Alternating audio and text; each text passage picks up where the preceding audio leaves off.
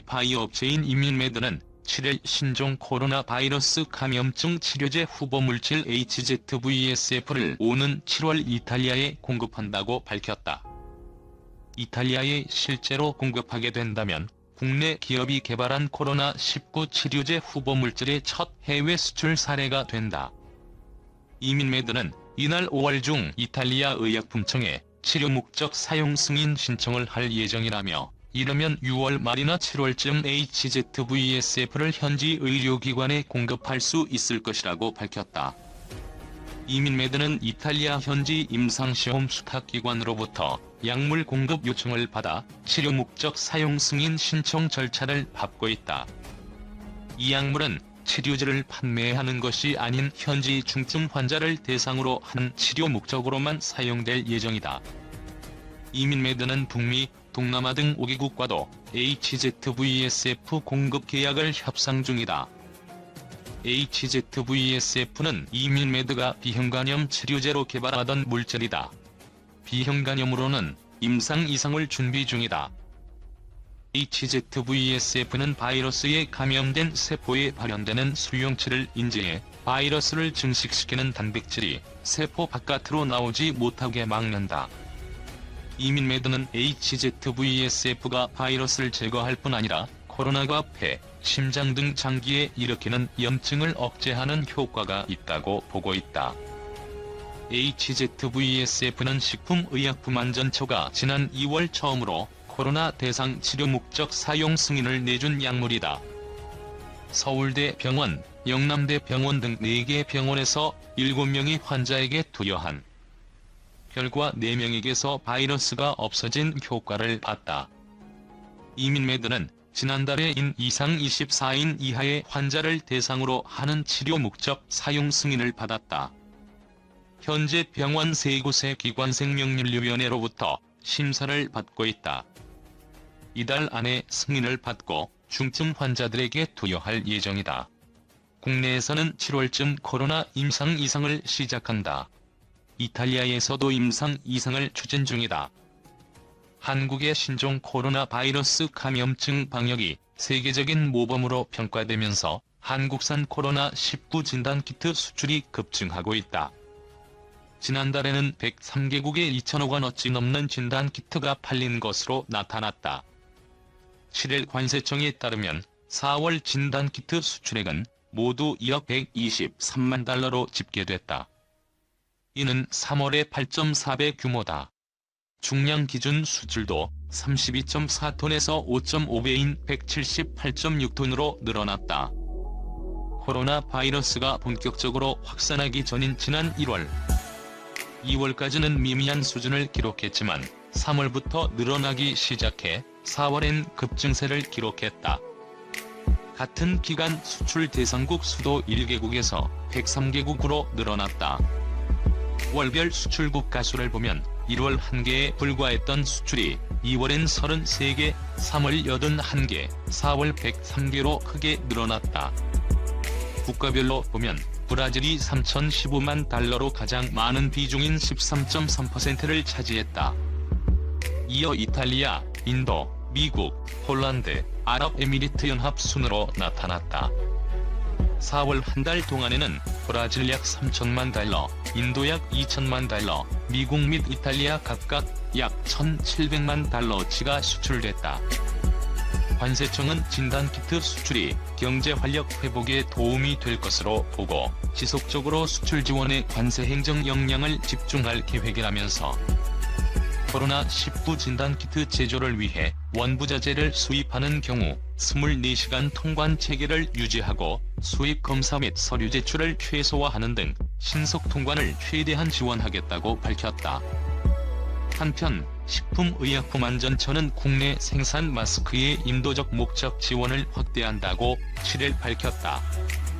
이희경 식약처장은 코로나19 전 세계 확산의 위기 극복에 기여하고 우리나라 마스크의 우수성과 K-방역 모델을 해외로 널리기 위한 조치라고 설명했다. 우리 정부의 마스크 지원을 공식적으로 요청한 국가는 약 70여 개국이다. 정부는 해당 국가의 방역 능력이 취약한지 여부와 외교, 안보상 필요성을 따져 목적에 부합할 경우 차례로 지원할 계획이다. 식약처는 최근 약국 앞에서 마스크를 사려는 줄서기가 사라지는 등 수급이 개선됐고, 국민조사 결과 10명 중 7명은 인도적 목적으로 마스크를 해외에 지원하는 것에 찬성하는 여론 등을 고려해 이같이 결정했다. 단, 마스크 지원은 어디까지나 국내에 안정적으로 공급되는 상황을 전제로 한다. 해외 지원 마스크는 조달청이 보유 중인 공적 마스크 제거 물량을 활용한다. 정부가 이를 구매해 상대국과 공급 조건, 수송 방식을 협의해 보내는 방식이다. 식약처는 또 해외 마스크 정보 제공 센터를 설치해 수출 업무를 돕기로 했다. 프랑스 매체르 피가로의 도쿄 특파원이 한국의 방역 방식을 사생활 침해로 여겼던 프랑스 정부와 보건당국의 오만함 때문에 코로나19 확산을 막지 못했다고 비판했다. 프랑스 핵심 일간지 중 하나인 르피가로의 도쿄 특파원 레지스 아르노 기자는 9일 온라인판 신문에 우리 의사결정권자들의 한국의 방식에 대한 오만을 참을 수 없다는 제목의 칼럼을 냈다. 아르노 기자는 앞서 프랑스 정부 과학자문위원인 감염병 학자 드니 말비 박사가 지난 3월 한국의 시스템은 극단적으로 사생활 침해적이다. 유럽 차원에서 이 방식을 허용할 수 있을지 모르겠다고 하는 발언을 소개했다. 그러면서 아시아 국가들의 방식을 무지몽매함으로 지부한 프랑스가 마스크 착용이 아무 소용없으며 대대적 검사도 무용지물이라 주장해놓고, 이제는 중국에서 마스크 10억 개를 받으려 하고 대규모 검사도 공언했다며 급변한 태도를 지적했다. 또 당신들이 사생활 침해 운운한 것을 기억하나라며 프랑스 보건당국이 전 국민을 대상으로 이동 제한령을 내린 것을 비판했다.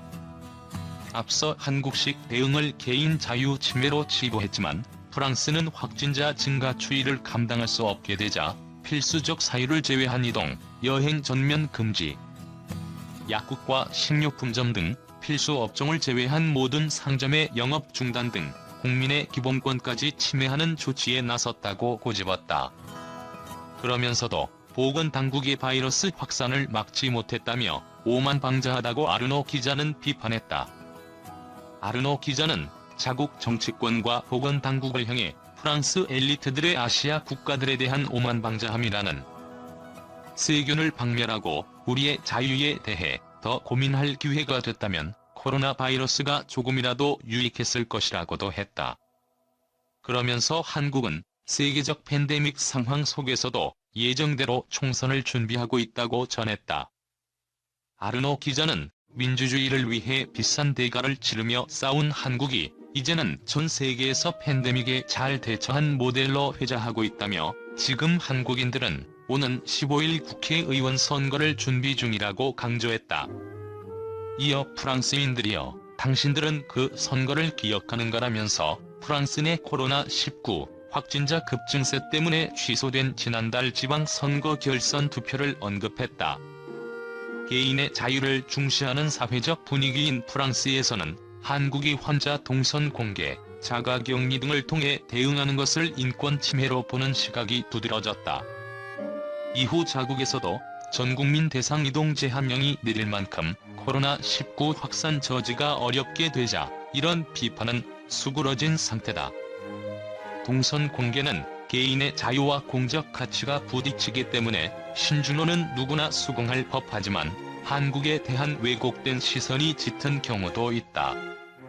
대표적으로 최근 프랑스 유력 경제지는 한국은 개인의 자유를 가벼이 여기고 감시하고 밀고하는 국가라며 프랑스는 자유 경시하는 나라들과 다르다라는 취지의 칼럼이 게재돼 교민들이 항의했다. 프랑스 매체인 레제코는 지난 6일 온라인판에 코로나 바이러스와 동선 추적 개인의 자유를 희생시키지 말자라는 제목의 독자 투고를 실었다. 기고자인 비르지니 프라델 변호사는 중국완에서 바이러스가 유입될 위험이 거의 없다고 한 뒤 불과 2달 만에 우리는 코로나19와 전쟁 중이라는 대통령의 대국민 담화가 나왔다면서 프랑스 정부의 안일한 대처 과정을 질타했다. 그러던 중 한국의 감염자 동선 추적과 유사한 방식을 프랑스가 검토하는 것은 반대한다며 대만과 한국이 추적 장치를 마련한 것은 불행한 결과이며 프랑스 정부는 국민이 이런 상황을 겪지 않도록 해야 한다. 이 두 나라는 개인의 자유 측면에서는 본보기가 되는 국가가 아니고 오히려 최악의 국가라고 했다. 또 한국은 감시, 고발에 있어 세계 둘째가는 나라로 수천 명의 한국인이 학원에서 이런 기술을 훈련받고 담배 꽁초부터 간음까지 타인을 밀고 해 돈을 번다. 다행히 프랑스는 이런 나라들과 다르다. 이들은 개인의 자유를 오래전부터 경시해왔다. 물론 그런 자유가 존재했었더라면 말이다라고 hir난했다. 이 같은 칼럼에 주프랑스 한국대사관은 레즈코 측에 항의했고 주프랑스 한국문화원장 명의로 반박 기고문을 보내 정식 항의했다. 주프랑스 한국대사관은 프랑스 언론 보도에 일일이 대응하진 않는다면서도 다만 해당 글은 프랑스에서 여론의 반향이 거의 없는 내용이지만 왜곡이 심각하다고 판단해 적극적으로 반박했다고 밝혔다. 프랑스 내 확진자는 현재 13만 명에 육박하며 사망자는 1만 3천 명을 넘겼다. 치명률은 우리나라의 5배 넘는 10.6%다. 오늘 알려드릴 뉴스는 시간이 조금 지난 소식이긴 하지만 어제 올려드린 베트남 공장 이전 관련 영상에 많은 분들이 문의를 달아주셔서 베트남산 합판 과세 관련 내용을 준비해 보았습니다. 신종 전염병 사태가 발생하고 나름 우호국이라고 생각했던 베트남에서 뜬금없는 한국인 격리와 태극기 훼손과 조롱 등의 한국 혐오 감정이 나타나면서 많은 대한민국 국민들이 분노하게 되었습니다. 그래서 이번에는 삼성 베트남 공장 이전 취소에 이어 베트남 사이다 2탄으로 베트남산 합판 과세 추진 소식을 알아보도록 하겠습니다. 최근 관련된 뉴스를 접하신 분들이라면 덤핑, 반덤핑이라는 단어를 들어보셨을 텐데요. 생소하신 분들을 위해서 먼저 간단히 덤핑과 반덤핑에 관해서 알려드리도록 하겠습니다. 덤핑이란 무역이론 관점으로 보면 자국에서 판매하는 제품 또는 서비스를 자국에서 판매하는 가격보다 더 낮게 책정하여 무역 상대국에 수출하는 개념입니다. 쉽게 설명해드리자면 우리나라의 고무장갑이 1,000원에 형성되어 판매되고 있는데 중국이 자국 내에서 500원에 판매하는 고무장갑을 한국에는 500원이 아닌 100원에 수출하여 판매하는 것입니다. 반덤핑은 이러한 덤핑을 방지하기 위한 경제적 제도 장치입니다. 중국에서 고무장갑이 100원에 들어와 버리게 되면 당연히 국내에서 1,000원에 고무장갑을 제조하고 판매하는 산업들은 모두 망할 수밖에 없기 때문에 반덤핑 제도가 필요한 것이죠. 반덤핑 제도의 가장 대표적인 방식은 바로 수출국에 관세를 부과하는 것입니다. 관세를 부과하게 되면 그만큼 가격 경쟁력이 떨어지게 되고 결국 100원의 고무장갑을 한국에서 판매하던 외국 기업이 더 이상 100원이 아닌 그 이상으로 판매를 진행해야 하는 것입니다. 한국은 이러한 방식으로 베트남에서 수입하고 있는 합판에 대략 9에서 10%대의 덤핑 방지 관세 부과를 건의하기로 했습니다. 사실 저를 포함해서 우리가 일반적으로 보고 사용하고 있는 합판의 50%가 베트남산이라는 사실은 조금 놀라웠는데요. 2018년도 수치이기는 하지만 국내 합판 시장의 규모는 약 9천억 원 수준이고 이 중에서 베트남산의 시장 점유율이 무려 50%에 육박했다고 합니다. 때문에 국내 동종업계의 판매량은 계속해서 감소해왔고 시장 점유율 하락뿐만 아니라 관련 업종 고용 감소와 가동률 하락 등 다방면으로 피해가 중첩되고 있었습니다.